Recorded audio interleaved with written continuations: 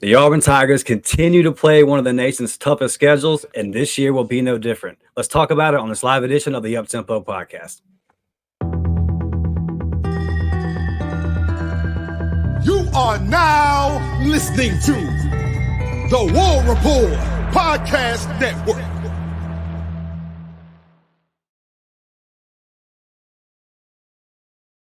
Good evening, Auburn family, Up-Tempo gang. Dustin and Blake back with you with a special Sunday edition for you guys. Hope everybody out there is blessed, man. I hope you had a good day at church. Hope you had a good weekend.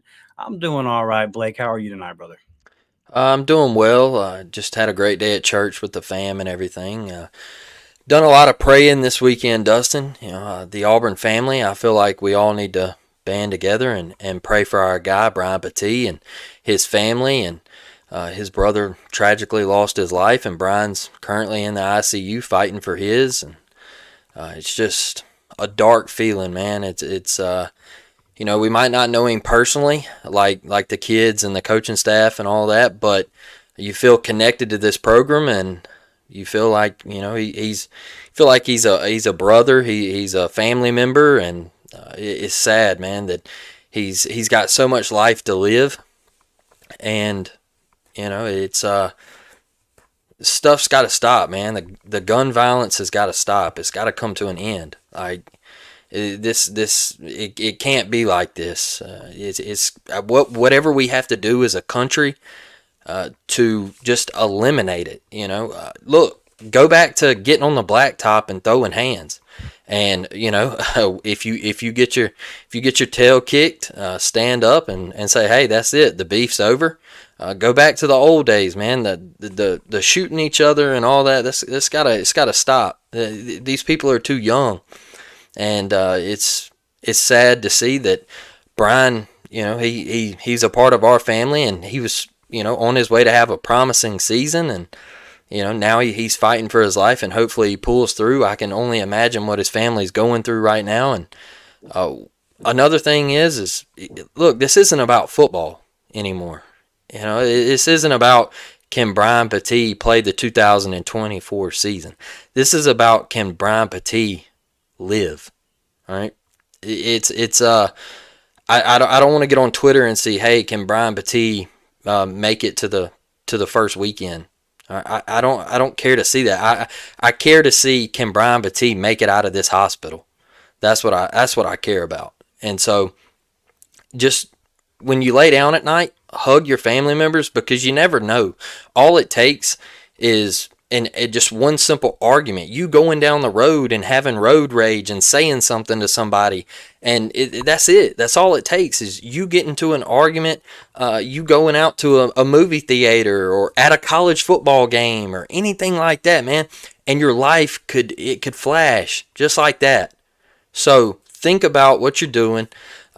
Keep cool and calm heads, man, but all this stuff, it's got to stop, man. We got to stop wanting to kill each other as a country, man. It's crazy and insane. And Brian, we love you, man. Like, we don't want this to be the end, and we want you to keep fighting. And I know we're thinking about you. I know my dad, like, we talked yesterday, and my dad was, he's 58 years old, and he was hurt. He was like, I'm just praying for him. And, and like I said, his family, to lose a brother like Brian, he probably doesn't even know right now, and that's the thing is it's just hard on their family, and I can only imagine what his parents are going through. So we just gotta, as an Auburn family, we just gotta be there for them, and we love the Battie family. Yeah, good stuff, Blake. I agree with everything you said. I'm not going to go down this road, guys. I'm not going to do this, but I just want to say this is not what's being said, Donnie. No one said that. No one said that. No. We're not going down this political road tonight, because it's much bigger than that. But this is not something that you'll ever hear me or Blake say. I can promise you that. Yeah. No one's saying that, buddy.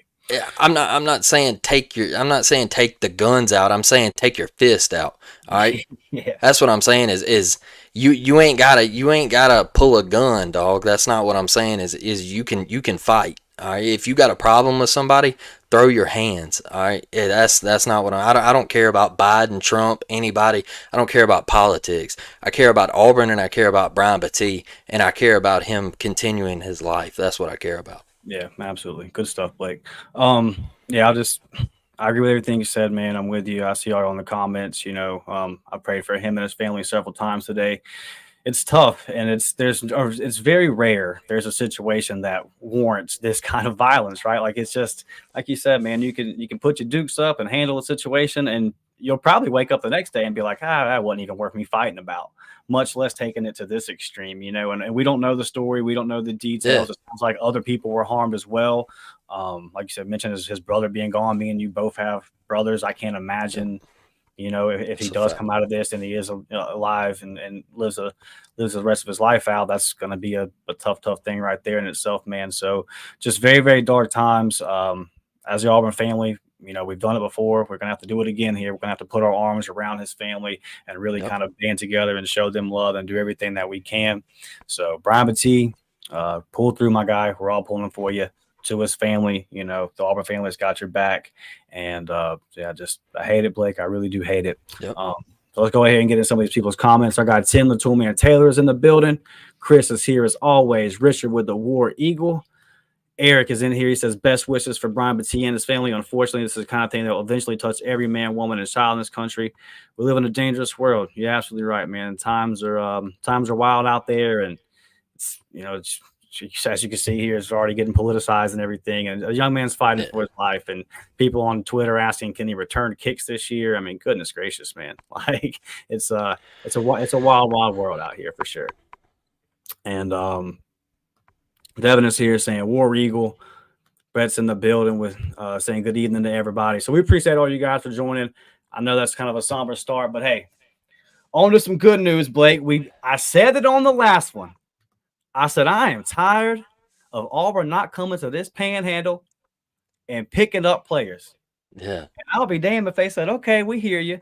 And I was sitting here reading a little about this before we got on, and Wesley McGriff really had Dante Core circled, wanted him to be a part of this class. He's currently a 3-star DB out of Fort Walton Beach, about an hour down the road from me, 5'11", 170 pounds. For one, I don't think he's going to be a 3-star for too much longer. He was committed to South Florida. Yeah, South Florida. They actually recruit the Panhandle pretty hard. He was committed to South Florida back in November. He backed off that when Ole Miss and Florida and all these kind of schools like that started to get involved. He started going up the rankings, and he said, okay, let me take a look at what's out there. Wesley McGriff pushed for him. He was on campus this weekend, and we got that commitment. So we know that this class, Blake, has been pretty line of scrimmage heavy. A lot of D-line, a lot of O-line already committed. Just kind of give me your quick thoughts, man, on Wesley McGriff and then Coach Kelly, right, starting to get their guys in here. I think you're going to start seeing this a lot more, man. Just their pick, whoever they want. That's the kind of coaches they are. And look, we got a guy that we get to go watch. All right, this fall I'm sure we're going to be down there. We're going to catch a game of Dante Core, and like you said, not going to be a 3-star for long. We'll bump up to a 4-star, 5'11", 170. I think these two guys, like we say, we're not worried about the defensive back room at Auburn University. I think they're going to continue to get their guys in here, guys that they believe in, guys that they know are going to make plays, got good hips, got good hands, just going to make plays all over the field. So I like it. And he seemed pumped up when he made his commitment. He said, hey, I want to be here, 1,000% committed. I don't think you're going to see any flip-flop out of this. I think he's locked in, and he'll be on the plains. Yeah, I agree with you on that. And so for our members, y'all know this will be an easy trip for me. So I'll be able to go out there and get tons of content on Dante, and that's exciting, man. So I'm excited to do that, and y'all be on the lookout here in the next couple of days. I might even be able to get on here since we start a little early tonight and get that member pod done for you guys tonight. So next couple of days, we'll definitely check out his highlights. I'll find out what I can about his recruitment as a whole, and we'll get in here and talk about it. And I got some stuff to show y'all from the this weekend spring games that I was able to get to. Kind of frustrating for me, Blake. I've been sitting here waiting on all these spring games, and we get a straight week of thunderstorms and damn near tropical storms. So I'm like, bro, all right, Yeah. But it's all good. I got in what I could. I was able to get to a couple of them. So we are definitely going to get in there and do that for you members. But Blake, you actually sent me something about a week ago on Twitter. Mm-hmm. We talked about it a little bit. I'm going to pull it up here. Auburn plays a tough schedule, and we all know that. But this graphic from Chris Mahler, he shared this on Twitter. This kind of just puts it into perspective how tough Auburn's had it the last 10 years. And y'all know the stat. I'll cite it once again. Auburn's lost at least 4 games in all 10 of these years. First ranked teams, Blake, the last 10 years. Arkansas was at the top. They have played 53 ranked teams. That's tough. And we come in at second at 49. I'm guessing that this 4-game difference is probably Arkansas playing us when we were ranked, at least a couple of those. And then Bama's at 44, tied with Tennessee, A&M, Ole Miss, and Mississippi State, all at 41. LSU at 40, South Carolina at 39, Vandy at 38, Georgia at 37, Florida at 35, and then Missouri and Kentucky at 30. Obviously, this entire list is made up of SEC teams, and the top 5 of the top 6 there, all former SEC West opponents, Blake. So, we've been playing the toughest schedule, and we've been playing in the toughest division in college football for a long time, man. So a lot of different questions that we can kind of ask looking at this, but I just want to start here, Blake. What do you think? And you've always made the point that Auburn, it's possible for us to be like LSU has been in this time period, consistently winning 9-10 games, every now and then rising up in that big year when everything comes together and making a run at the Natty. But when you're playing a schedule like this, dude, what are some of the things that Auburn has to do as a program to get to that level and win some of these games and be consistent? Because this is tough. Well, I think you're getting on the right track in the recruiting game. I think you're headed there. You're starting to get blue chip guys that are highly touted. That, as you see right there, Alabama, look, 44, they're right behind us. And they haven't had a problem in winning a lot of those games. So you got to get, I'm not saying you got to match their talent level, but you got to get pretty dang close, right? And you've seen Ole Miss, ever since they've hired Lane Kiffin, they've started getting more talent in there, and they've started winning big games. LSU, look at there, 40. They're right behind us, 9 games behind us. So that's who I kind of, like you said, that's who I kind of want to be like, is we don't have to be the Alabama or the Georgia, but you could be that LSU. And it starts in recruiting, but it also starts in winning the games that you're supposed to win.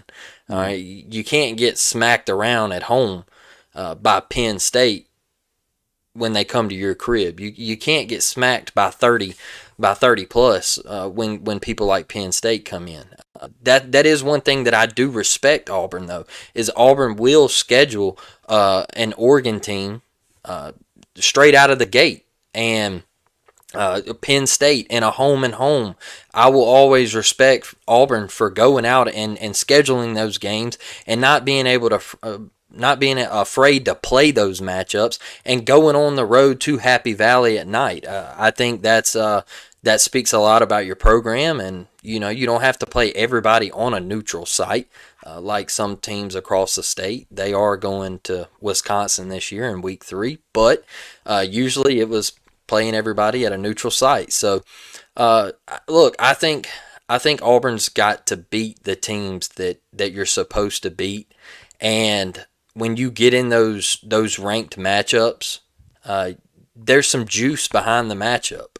There's some heat. There might be a game day involved. There might be some high tempo there, and some juices flowing between the fan bases and everything. And you might get that dub, and it starts with the talent gap, though, man. Like, we got to get back to recruiting the blue chips like we're doing, and Hugh Freeze and this staff has been doing, and we're on a roll right now, Dustin. That's what I'm most excited about with this program right now. We do have to show it on the field. I know that we read it every episode in the comments. Yes, we got to show it on the field, but that's where it starts. And look, LSU, have they been in the playoffs every year or whatever? No, they haven't. But they do have that year every 4 or 5 years where they're there and they're competing and they're playing in national championship games or playoff games, or back when the BCS was there, rematch in Alabama and all that. I'm not saying you got to go out and win 11 games every year. I'm saying that on a down year, be 9-3. Just be 9-3. And I'll say, hey, look, next year we bounce back, get to 10 wins, get a high playoff seed, compete, man, compete. And that's what we haven't done in a hot minute. Like you always say, we've lost 4 games since 2014. So that's the frustrating part of it. And we do play a hard schedule, but there's other teams in this conference right there. Tennessee, they won 10 games with Hendon Hooker. You know, they got a New Year's 6 with Hendon Hooker. Look, Arkansas, man, I feel bad for Arkansas kind of after seeing this list. It's tough, man. It's a tough job. I feel bad for them too because Texas A&M coming into the SEC kind of stole a little bit of their juice, and I actually think that's about to happen to Texas A&M with Texas and Oklahoma coming in. I think Texas A&M's going to fall off a cliff, which I don't think they were on much of one, but I do feel bad for Arkansas because they've been right there, and they're not the program that Auburn is. So, man, I just think it starts with the talent gap, and we're headed there. We're going to have to be patient, but we are headed there. It's tough to play this hard of a schedule and win games if you don't recruit offensive tackles out of high school. Facts. That's the reality of it. If you look at the teams that are successful on this list, what do? They recruit up front, man, and that's just something we haven't done for up until Hugh Freeze took over. And last year, we've talked about it before, it was just kind of slim pickings. They did a good job of the portal and getting guys that they could, going out to Cali and getting a 4-star. They did everything they could to bring it in. But this league, man, football in general is one of the line of scrimmage, but the SEC more than any other league, that's how it works. Yep. You haven't brought in the blue chips. You're going against teams that have them. So it's just you're setting yourself up to fail right from the jump. It doesn't matter who your quarterback is. I mean, look at Bo Nix, man. And listen, I know that the former Pac-12 is a much different beast than the SEC, or the SEC is a much different beast, is the way you should say that. But but look, he still was able to go out there and find some success because he had some time to throw the ball. Yep. And just not something he had at Auburn, right? I mean, what would Tank Bigsby and Bo Nix been? They'd have had a little bit of time to do what they needed to do with the rock in their hands. So, you're really setting yourself up for failure right there. And it's also, man, it's just so much, Blake, that's happened in this 10-year time period where you could really take this thing like in a lot of different directions. You're not developing quarterbacks the way you need to develop quarterbacks. I mean, who was the last quarterback that Auburn has developed out of high school and turned into a successful starter in their program? I mean, you got to leave here. Remember the week when last year when Bo Nix lit it up and TJ lit it up, and it was like, oh my goodness, man, this is not good. I was like, man, I wonder what Zach Calzada's doing down there at Ignite World or whatever in the world, Incarnate World or whatever in the world it's called, man. So there's so many angles. One thing too, I look at the teams that have been successful on this list. Alignment behind the scenes. Yeah. Just now getting there. Auburn's just now at that point where everything is kind of rolling in motion. When you're playing this right here, 49 ranked teams in 10 years. And I tried really hard to find what our record was in this. So if anybody wants to do that as like a project, you actually want to go through and count those, because I looked everywhere. I searched for about 30 minutes on the internet. I couldn't find it. And I'm just not going through every single game over the past 10 years and counting out who was ranked and then having to go find and do all that. But if you do, I would be interested to see what our record was in these 49 games. But I know it's not very good. And you make a good point, man. Like, we're not scared, bro. That's one thing we're not. We'll go to Penn State. We'll play them in the whiteout. We'll play Oregon, Dallas. When Oregon's always winning 8, 9, 10 games. They're a good program. We played Washington when they were a solid program. Like, we played Heisman Trophy winner Lamar Jackson. We're not scared to play out-of-conference teams. But then another part of this too, dude, is the rise of Georgia. Bama already was what it was, the greatest college coach of all time, and the one successful assistant he ever had went to our other arch rival and built them into the dynasty that kind of dethroned the Bama one.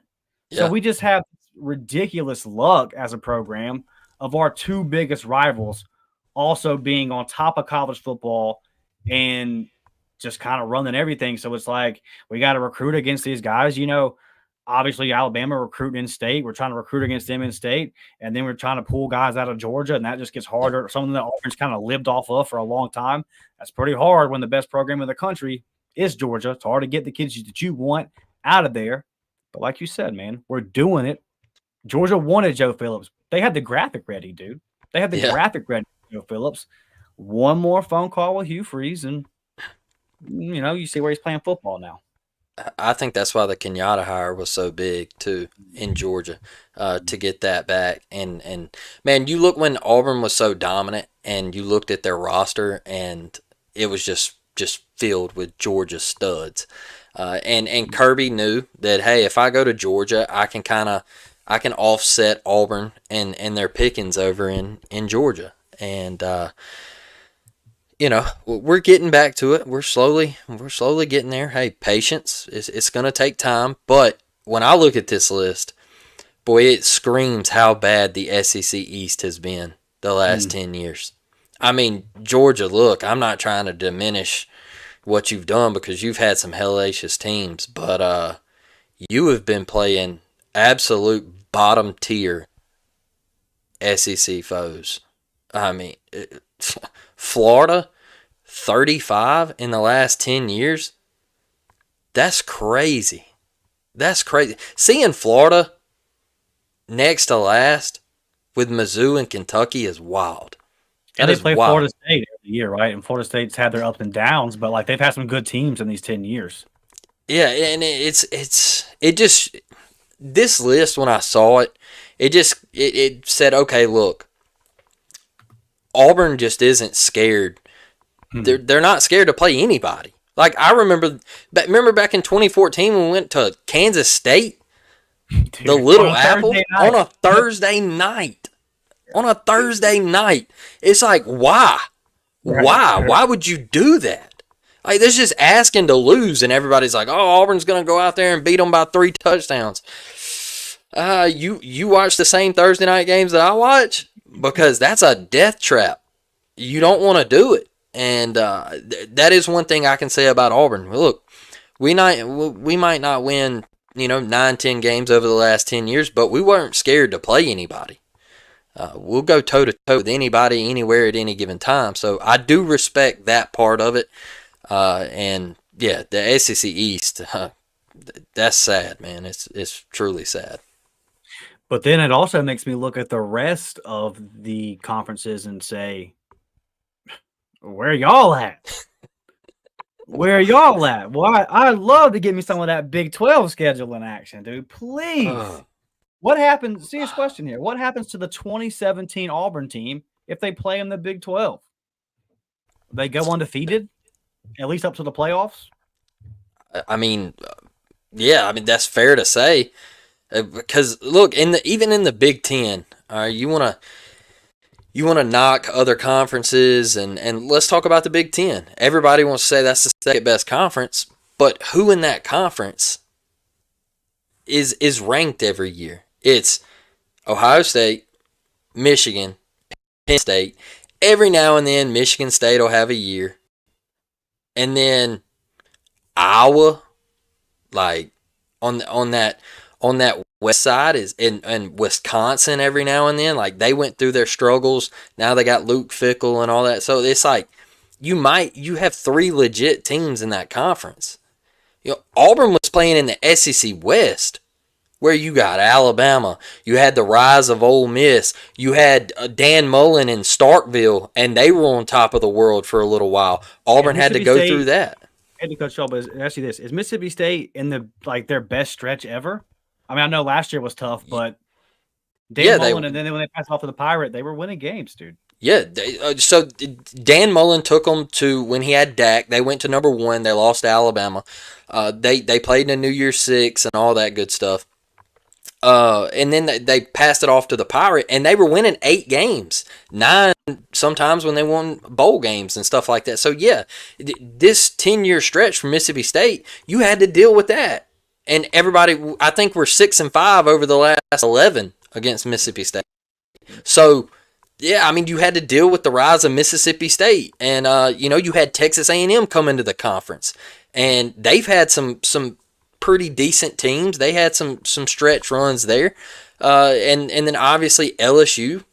We know what they are. We know what they've always been. They've been a thorn in the side. All the great games that we had with them. So it's just been a hellacious conference, man. It's that SEC West was brutal, and 49 is, it speaks volumes. Auburn having to play Georgia and Alabama every single year. That's tough. That's tough because look, even when Georgia wasn't the powerhouse and they were with Mark Richt, they were still winning 10 games a year. So they were still playing in Atlanta. Like, they were still a down year. They were going 9-3, 10-2. They just couldn't cap it off. Mark Richt was the guy that he could get there, but he just couldn't win in Atlanta. So, yeah, I mean, it's a brutal schedule, and you got to play, now that they are the top dogs, you got to play the two toughest. Your rivals are the two toughest, and that's brutal. So yeah, man, it's tough. I forgot all about Mark Richt. That's because that's what Kirby Smart's done. But it wasn't like Georgia was a pushover, and that was kind of like before Kirby. I think it was like, I don't remember exactly what it was, but it was somewhere in the ballpark of 50-50. Like, we'd won 50 times, they had won 50 times. I know there's a dispute over a game back in the 1800s to what the real record is. The way I read it is that we were about to beat Georgia and they called it off due to darkness, but game was over 100 years ago. We'll let that one ride. And then we're talking about playing both of those guys, dude. The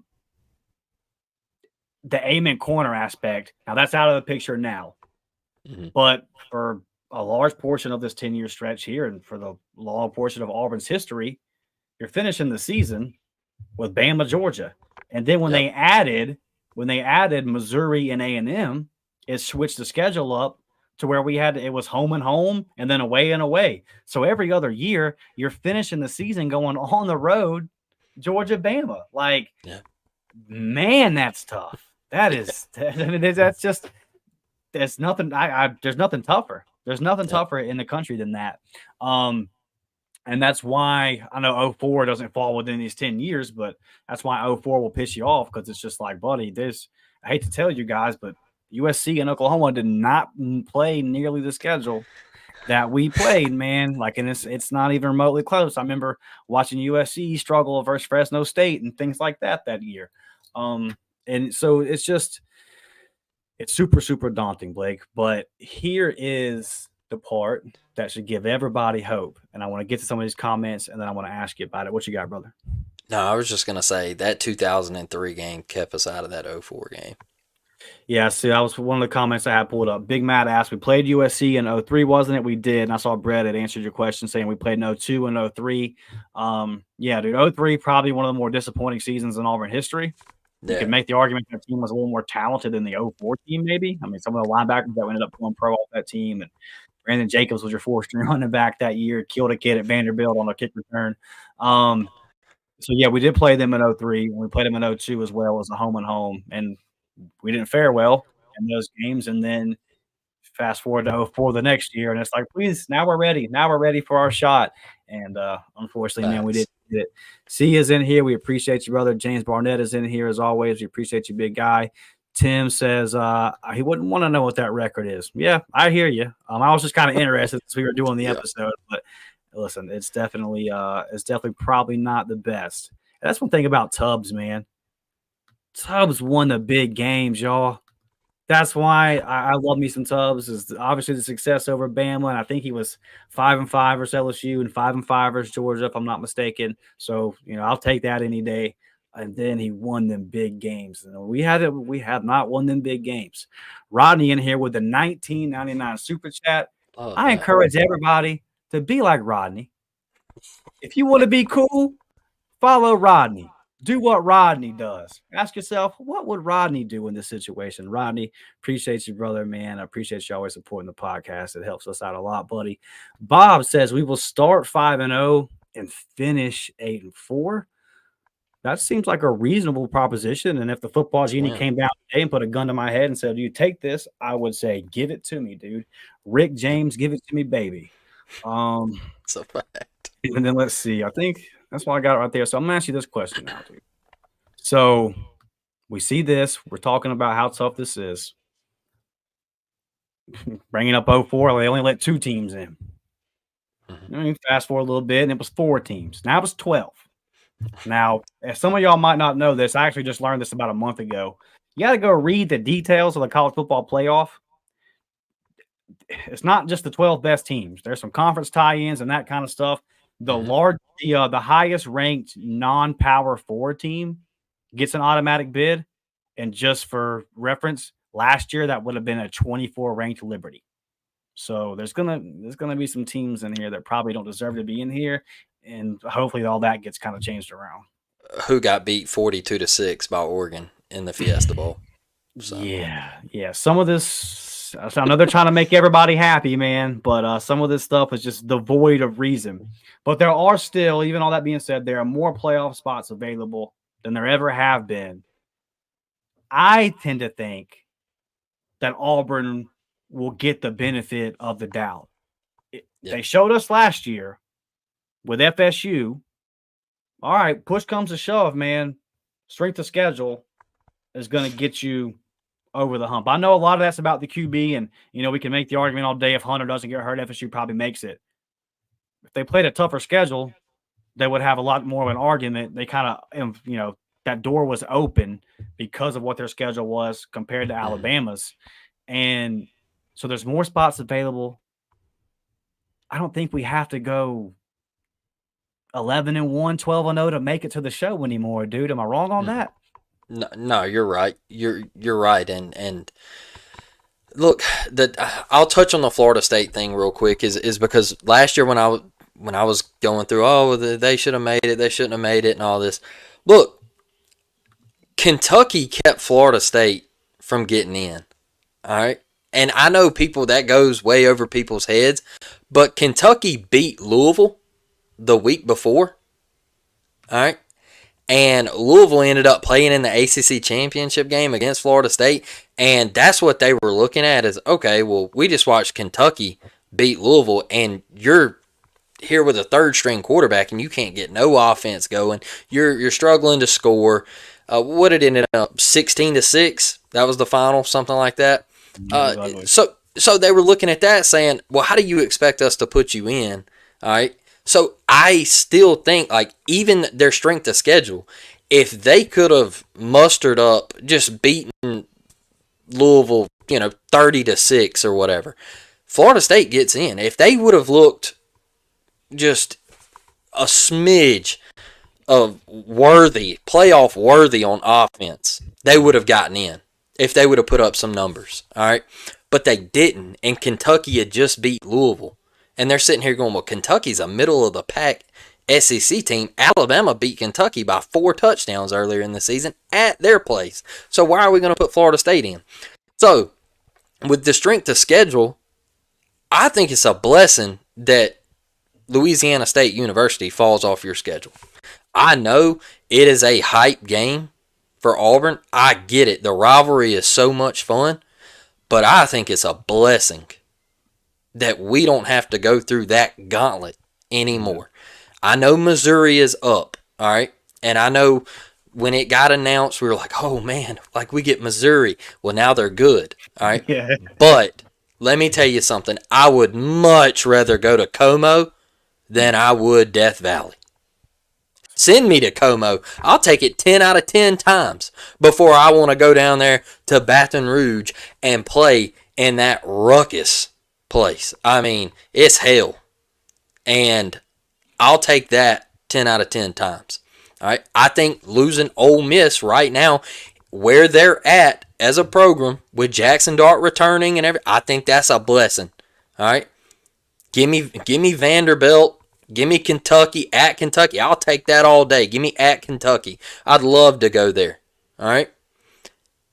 Because right now, Ole Miss is rolling. So it might knock our strength of schedule down a little bit, but that's why I think moving away from the SEC West and the SEC East and just going to a one big conference was actually a blessing for Auburn.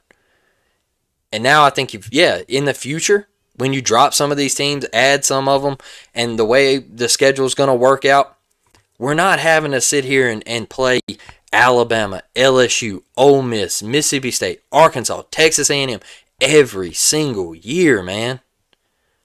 Like it's just, that was brutal, and I don't think a lot of people understand that man, that's tough. And you're having to go to Death Valley, you're having to go to Bryant-Denny. Tough, man. That's tough.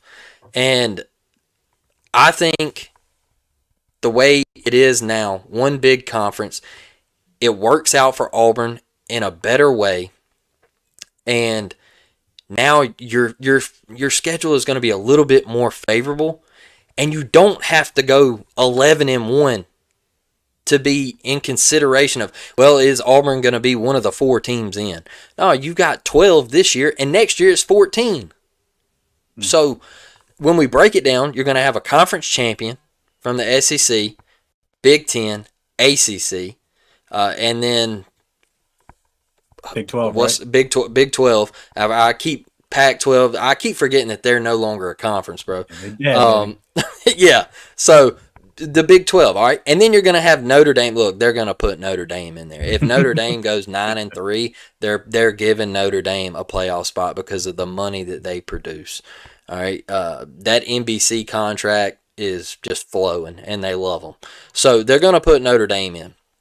All right, and then like you said, the highest non-P5 or P4 or whatever it's called now, like a Liberty. All right, they get a slot.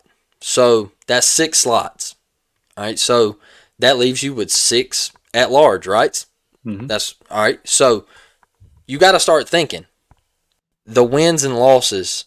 What's going to add up? All right, so you're going to have your 10-2s. You're going to have a 9-3 squeak in. I truly believe there's going to be a 9-3 team get a 12 seed, 11 seed, something like that. That's just it's the era that we live in college football.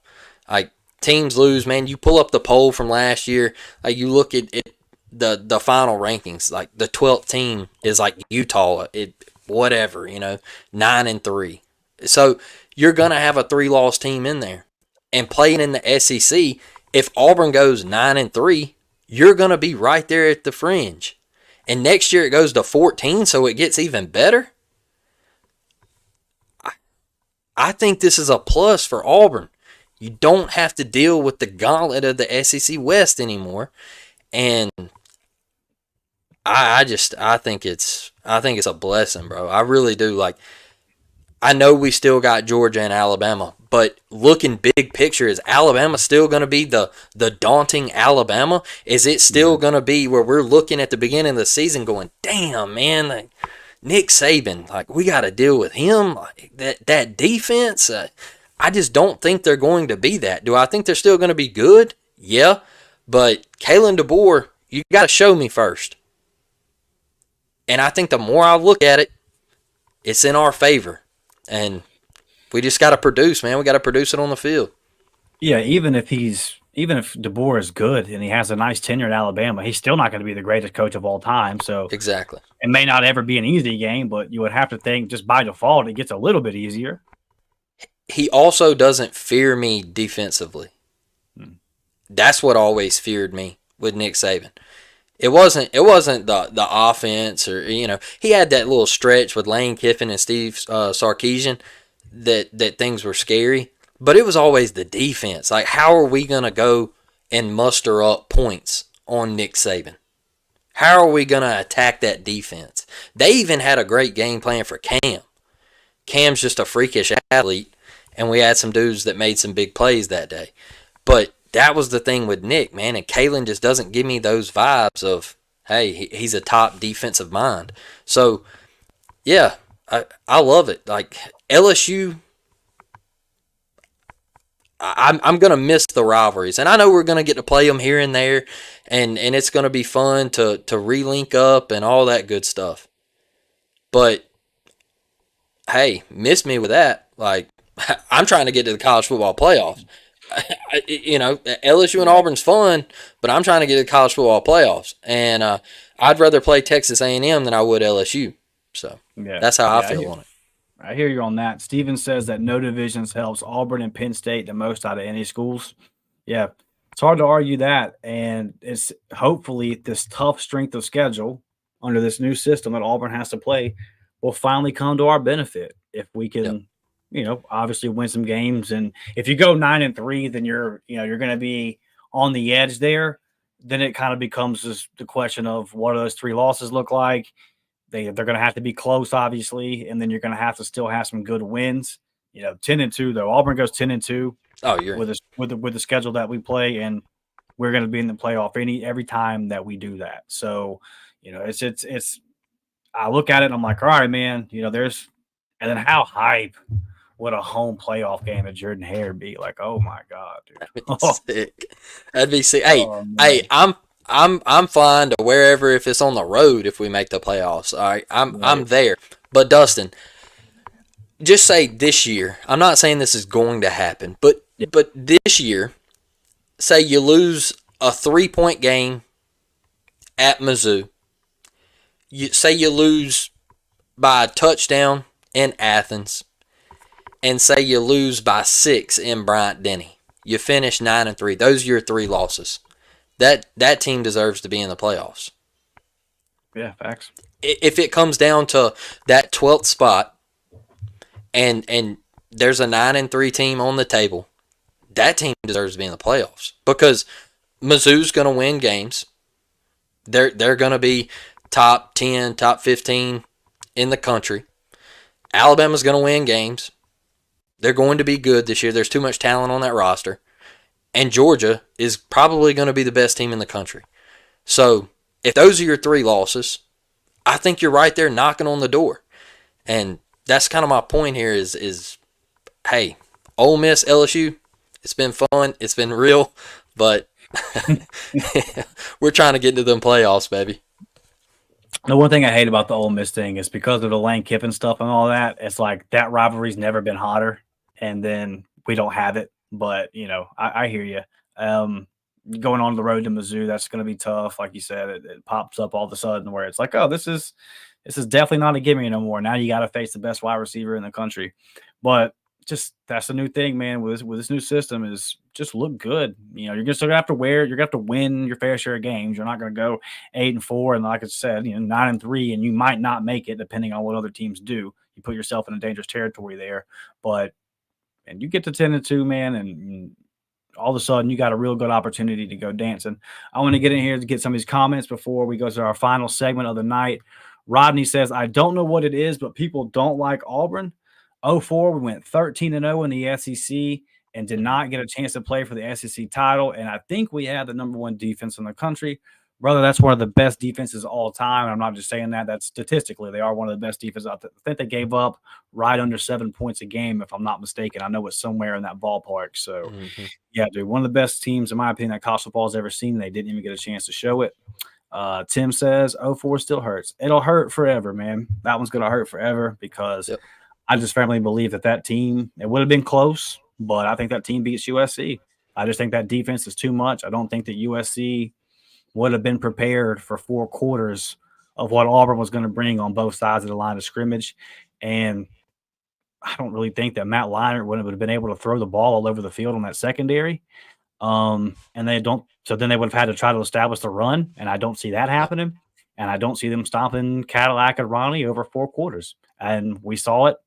If that's what you wanted to do, like when that 2004 Iron Bowl, Alabama said, we will not get beat by 23 and 24. And then 17 said, okay, well, check this out.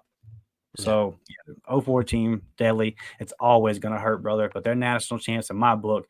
And I can't wait for the day. I bet you within 10 years, Auburn claims that one. Got to let some of these people from our generation get up into power. And I bet you'll see that at 2004 because, man, in my opinion, bro, national champions on that. Because, we would have won the game. We would have won the game. We went undefeated in the SEC. Like, this isn't a UCF thing where they were claiming the national title. Like, we legit played the toughest schedule out of any team that can make a claim that year. So yeah, Tim, it's always going to hurt. Richard makes a good point. Says our relationship with Alabama and Georgia is our strength and our weakness. That's a good point, man, because when you recruit kids to come to Auburn, you tell them, hey, you can play in this Iron Bowl, though. You can play in the Deep South's oldest rivalry. And Drexel says that he doesn't believe we should play Georgia every year. I'm going to push back a little bit on this, and Drexel. I disagree because, like Deep South's oldest rivalry. We've been playing this game every single year for a very long time. It's the first football game that Auburn ever played. And my thing with this, Drexel, is that, and there's good arguments. I've heard good arguments about this before, and I don't necessarily disagree with them. But college football is already going really far away from traditions. Yep. And if you keep going that way, it's not going to be college football. And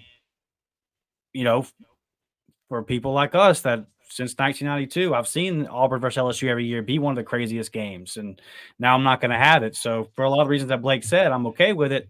But it's also one of the things where it's like, it's looking more and more different. You take out the Georgia game, man. I don't think that would be good for either school. I don't think it would be good for either school. Yeah. I don't think it would be good for SEC football in general. And I don't think you're ever going to see the SEC do that because they make a lot of money on that 3 to 4 hours on CBS that Saturday. I'll tell you where it's crazy is like the whole conference realignment and like Oregon going to the Big Ten and Oregon State getting stuck behind without a conference. Now they're playing like week 2. That game was always on a Friday night during rivalry week, and now it's in a week 2. Where's the steam behind the Civil War? Like, it's over now. That rivalry's dead. Oregon's going to have a new rival, which I know them and Washington are kind of rivals, but that's their new rival in the Big Ten is Oregon and Washington. Like, they're kind of molding over what it used to be, and they're making new things. And I see the comment of participation trophy by Rodney. Like, that's what it went to. It's about money at the end of the day. And that's what Dustin said is they'll never take out Alabama and Georgia from Auburn because of the money. There's too many people that watch those games. There's too many people that spend all the money to go. No matter the record, look at Jordan-Hare, Auburn. You're 6-5, and you're clinging on to life. You just lost to New Mexico State, and there's 90,000 people filled up in Jordan-Hare to watch the Iron Bowl. It's a money thing, man. So, yeah, look, next year it's going to be at 14 teams. I hate the participation trophy. That's why I'm not big on the NFL, is because a team that goes 9-8 can win the Super Bowl. It's just weird to me. It's just kind of trash. I've never really been a fan of it. And that was the beauty of college football to me, was trying to go for perfection. And if you didn't get perfection, you had one blemish, not 3 blemishes on your record, and then you get a chance to play for it. So it's just different nowadays, man. It's please everybody, kids signing, asking to back out of national letters of intent. I made a mistake. I don't want to go to this school. Well, how do you know? You didn't even line up and play a spring. Like, you didn't even practice. So how do you know you don't want to go there? Well, I was getting offered money from here and here and here. It's a mess, and we got to clean it up. We need a board to come in, clean it up. We need to get away from the NCAA as fast as possible. It's bad. So the fact. War Dank Eagle, I like that. Says, I remember that a few years ago, the SEC mandated that all our teams play at least one Power 5 team each season. Anybody know if that's still in effect? I haven't heard anything about it changing, but I would say this, buddy. With the way, everybody's trying to earn a playoff bid now and your strength of schedule, obviously the committee has made it known. They take that into consideration. Who did you play? If you have a close loss to them, that's not really going to punish you that much. So kind of looking at all that, teams are going to be doing that. They're going to schedule a Power 5 team, if not 2. Like, I know LSU's playing USC to open the season. Florida's got Miami. Georgia's playing Clemson. Like, it's going to you're going to have that. Now, you're always still going to have, or I hope anyway. I shouldn't say you. I take back anything of certainty anymore in college football, but I hope you always have a couple of them cupcake games for multiple reasons. One, because I like Sun Belt football. I think Sun Belt football should exist. So I want those teams to get their 1.5 million for playing the SEC teams. I don't want to hear anything about them being sacrificial lambs because I was at the New Mexico State game last year. That's not how that works. Like, you better come to play nowadays. FSU with Jacksonville State and all that kind of, like, Michigan App State. Tons of examples. Florida found out a couple of years back. You better come ready, bro. And then also asking 18, 19, 20-year-olds to play like a Power 5 schedule every week and not have a reprieve every now and then, not have, a Sun Belt and all that kind of, like a team where they can kind of get a nice little break. I'm in favor of there being a couple of games on the schedule where you look at and you say, okay, that should be a gimme. But I'm not saying that all 4 of your non-conference games should be that way. And if we go to the 9-game schedule, then I'm okay with it being like, hey, you got 2 cupcakes and then you schedule 1 Power 5 team. But listen, I'll be honest with y'all. I respect the fact that we went to Happy Valley. We didn't have to do that. We did not have to do that. We already play, obviously, a tough enough schedule that that's not something that we had any business really going and doing. So I admire us for it. It was a fun matchup, Me and Blake were both in the stadium for when they came down to Auburn, and one of the most hype atmospheres I've seen in Jordan-Hare that I've ever been to up until the game got kicked off. But there was a lot of hype around the event itself, so I get all of that. But I guess what I'm trying to say is I don't want to see Auburn getting too crazy with these let's keep it at the cow. Let's keep it with Cal. As long as we're playing Kirby Smart every year and Alabama's still doing what they're doing, and you gotta go to Luther Burden and all this kind of stuff, I'm okay with Cal coming over here this year and that being our out of conference tough Power 5 game. But I know those matchups are fun and all that. And I just I think that is under this current system, you're gonna see teams go out and schedule these these out of conference opponents and big time games. I know we've got Miami coming up in like a couple of years on the schedule. I don't know they're still in the ACC, so that still should be good. I know the ACC schedule's got moved around a lot, so I know we've got Miami in the future, and there's somebody else that we already have locked in. If y'all do know in the chat, drop it in there. But the final segment tonight, Blake, is I want to say this. We've talked about this pretty in depth, and I'll go first because you've kind of given the LSU example. But what should be reasonable expectations from the Auburn fan base, knowing what we know here? And I'm pretty much on board with your line of thought. I'm okay if there's an 8-4 season that pops up. Yeah. It cannot get to Gus Malzahn point where it's perennial 8-4. We're always 8-4. Yeah. It's always 8-4, 8-5. That's when it's like, all right, dude, you're spinning your tires in the mud here, and the program's not going forward. But if you have a year where you have some close losses because you're playing all these ranked teams and you're playing all these tough opponents, I'm okay with that. And maybe you had some injuries at key positions and the ball just didn't bounce your way and you finished out 8-4. Okay. And the next year, try to go 9-3 or 10-2. For me, it's not, I know what Auburn is. I love Auburn to death, but there's tiers, right? And Auburn's not the top tier of college football. We're up there. I'm talking about all time. We're up there, but we're not top of there's Alabama, there's Ohio State, there's levels to it, right? I would argue that all time we're right there in that second tier. We get our stuff together, we can definitely make a run and be consistent. But that's one thing that's always plagued Auburn, man, is consistency. Even with Tubbs, and I love him to death, but we'd pop up and have a year where we went 11-2 when no one was expecting it, and then you come out and go 8-4 when you should have been 11-1 or something, like when you had a really talented team. I want Auburn to find consistency to where the baseline is 8-4.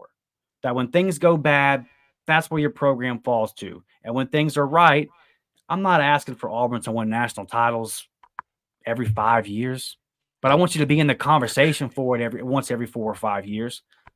I want us to be able to look back at it Man, I look back at that 11-2 season where we won the Cotton Bowl versus Nebraska pretty damn fondly. We had a bad loss to Arkansas that year, and a bad loss to Georgia that year. Them 11 a.m. starts. They used to get Auburn. They used to get Auburn back in the day, bro. Yep. And Darren McFadden ran wild on us that year. Him and Julius Jones. But they probably 300 yards. I think they just went crazy. But rough. It was rough. But man, we all remember that season pretty damn fondly. Cotton Bowl championship, and all that kind of stuff. And I think that's what Auburn should try to be. I think your LSU example is perfect, and I think it's reasonable. I think we can get there. I don't, what LSU or what Georgia and what Alabama have done is incredible. I hate it because they're our arch rivals. It sucks, but it's going to be pretty hard for Auburn to do that, especially like LSU has the benefit of having this super hot recruiting bed, and then being the only team in their state. There's nobody messing with Georgia. Georgia Tech ain't taking nobody that Georgia wants away from them. No. So, we're in between these two beasts on the recruiting map. One over here, one over here. We're trying to get some recruits, dude. We're trying to get them. It's tough, man. It's a tough deal. So I think we have to have reasonable expectations. But I think that expecting Auburn to be a winning program, to be consistent, even amidst this schedule, because you have all the tools. You have the NIL resources. You have one of the best fan bases in the country. You still, even though you have to battle those two tough teams to recruit, you still got a ton of guys. I mean, you still are able to get there's still so many guys that you can still get and be successful. I mean, we just went 6-7 and had the number 7 overall recruiting class. So it's all there for Auburn. Yeah. And I just think that reasonable expectations should be consistently and to have your shit together. Yep. It's time for Auburn to get their shit together. And that's the only way I know how to say it. So I apologize. But just the 4th and 31s or 4th and goal from the 31, it's got to stop, man. It's got to stop. And a lot of these games, if we went back and look at them, these ranked games, I bet a lot of these Auburn could have won. I bet a lot of these Auburn could have won and just didn't make the play when it was time to make the play. And so for Auburn and for this fan base, there's a level that we can get to that I think everybody can stay happy. There's a level of consistency that Auburn should be able to get to here. I'm hoping it's in this Hugh Freeze era where it's 8 games is the floor every 3-4 years. Let's make a run. And in those years where you don't necessarily make a run, still have some good moments. Mm-hmm. I mean, what's the year that we beat Florida in the swamp? I think that team finished 9-4, but you got some big wins. You got some memories forever that you can go back on and say, hey man, I remember that game. I remember that one. So win some of these big games, don't lose every single one of them, and just be consistent, man. I'm not asking a lot, dude. And Auburn can get to it. Blake. I know we can. That's kind of where I've been. I want to go play in a Cotton Bowl. On a down year. Get me to a Cotton Bowl. Get me to like Mississippi State, them going to play in the Orange Bowl, back when they had Dak and everything. Like get me to those, man. If we don't make the playoffs or whatever, get me to a high-profile bowl game. And I wouldn't be sitting here, down in the dumps. I would be proud of the program and get me on against a big-time squad, like Mizzou playing Ohio State, or, man, match me up with a damn good program in a big-time bowl game, and let's go have some fun. That's kind of where I'm at. That's why I made the LSU comparison, is because I don't expect us to win chip after chip after chip. But get me there. Get me there every 5 years. Get me there. Get me around it, every so often. Like, I just want to see us compete. Get back at that level.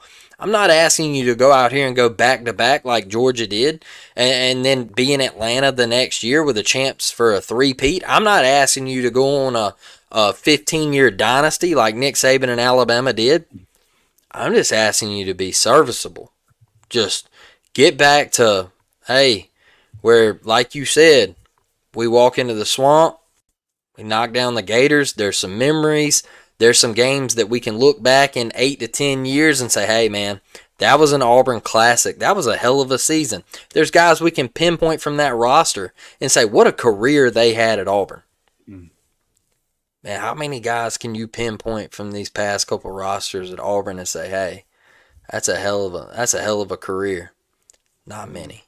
Not many. They're on the defensive side of the ball. The few that you can, they ain't on offense, baby. That's it, man. And so that's where I want to cut out the image of Auburn can't put guys into the league. Auburn can't produce picks, high draft picks on the offensive side of the ball. I want to just take all those narratives and flip them, and Auburn do all of those things and just get back to being competitive, like you said, Dustin. I think we're on that track. Like I said earlier in the episode, I think we're getting there. But it's going to take some time. We're going to take some lumps, and we're going to have some tough games this year. We're gonna face some adversity and see how good this team can be, and we're gonna get slapped in the mouth, and we're gonna see how good we can punch back. So that's where I'm at, man. I want us to be competitive, and when we have a bad year, we're sitting here at 8-4, and we go to an Outback Bowl or something, and we slap Northwestern by 4 TDs instead of getting blown out by Maryland. You know, like get me to that so I can say, okay, well, look, it wasn't the best season, but at least we got to go have a little fun in Florida, and got to go to an Outback Bowl and beat somebody by three touchdowns. You know, just have some consistency. Yeah, that'd be a pretty nice floor to get to. Got some more comments to get with you guys before we get out of here, but real quick, I see my guy. Let me get to you, buddy. I see my guy Eric gifting the memberships. Love that. 5 up-tempo memberships. Absolutely love that, dude. Appreciate it. Like I said, I got to put the recruiting pod together for you guys. Hopefully I can get it out to you or get it recorded at least tonight, but stay on the lookout for that in the next couple of days. Got to look at some film. We got that new commitment. But Blake, what else can the people expect with their new memberships, brother? I'll tell you one thing. First, I'll start here. $3.99 a month, JV squad. As you can see, everything offered there. $5.99 a month, varsity squad. Like Dustin just mentioned, his recruiting update videos.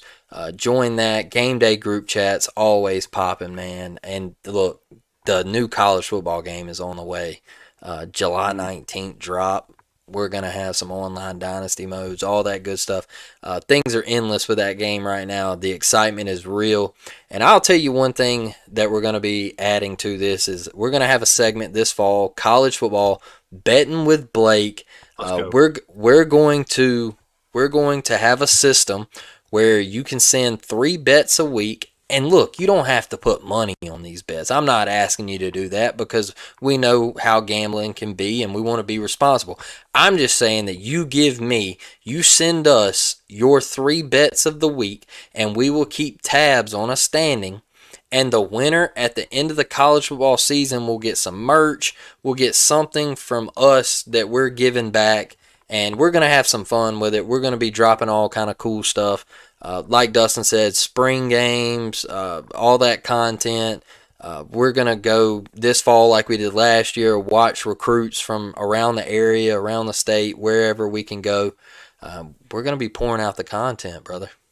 Yeah, absolutely. I mean, I'll tell you guys this. I actually kind of playing some of the Auburn games I'm going to go to around some of the high school games that are happening in the area. That way I can knock those out for you guys. It's like, all right, if there's a big high school game in the area that I can get up there, do that Friday night, and still get to the game Auburn on Saturday as well, I'm going to pick that game to go to that weekend versus another one if there isn't one in the area. So, we're really focused on this. And look, last year, we rose, we jumped from 200 to 1,500 subs really fast. And there was a lot of learning as we went kind of thing. And you guys stuck with us, and we love you all and we appreciate you. And we figured out what worked, figured out what we can do better and all that kind of stuff. So I'm really fired up for this next football season and getting over there, man, and really just pumping out some more great content for you guys. And you guys that currently are members, Love you guys, man. Respect the hell out of you. You guys are the backbone of this podcast. You're keeping us going. And I just can't tell you guys enough, man, how much I love y'all. I appreciate y'all. And I'll close out with this tonight, kind of on that same line. You know, it probably seems pretty wild, but before we started doing this, Blake, a couple years ago, I was the kind of person, man, I'd go to work and I'd leave my cell phone at the house. I didn't have social media. You know, all I did was I listened to podcasts. If that was what I was going to do, I would get on there. I listened to whatever podcast for my teams and that kind of stuff. I wouldn't comment. I didn't subscribe, members, none of that stuff. I would just know who I like to listen to. I'd go get my information, and then, you know, I'm done because I didn't want to get in all that content thing happen. It all kind of came about naturally, and now here we sit. But I say all that to say this. There are guys that y'all are out there watching us. You're not members, you know, you don't get in the comments, but you come in here and you consistently watch our show. Thank you. Thank you. Yeah. I don't know your names, obviously, and I don't, you know, I really am. If I wasn't doing this, I'm like y'all. That's kind of the way that I'm wired. So I totally get it and I totally understand it.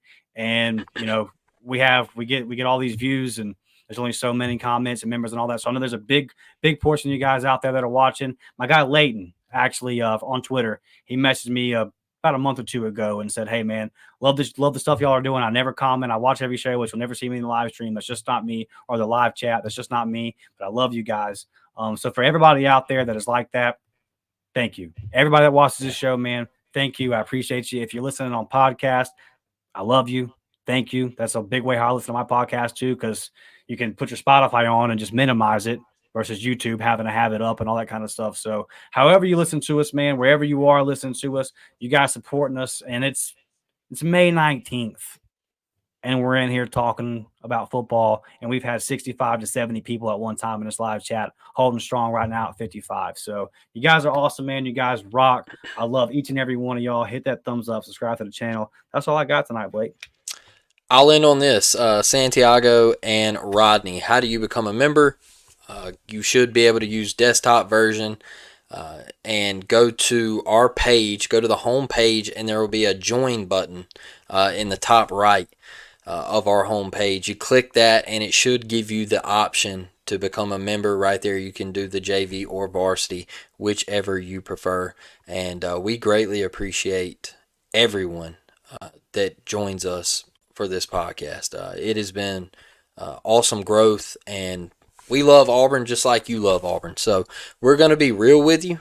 We're not going to get on here and you know, sunshine pump when we don't have to and all that good stuff. Like we're going to get on here and tell you the truth, and we're going to have fun with it also.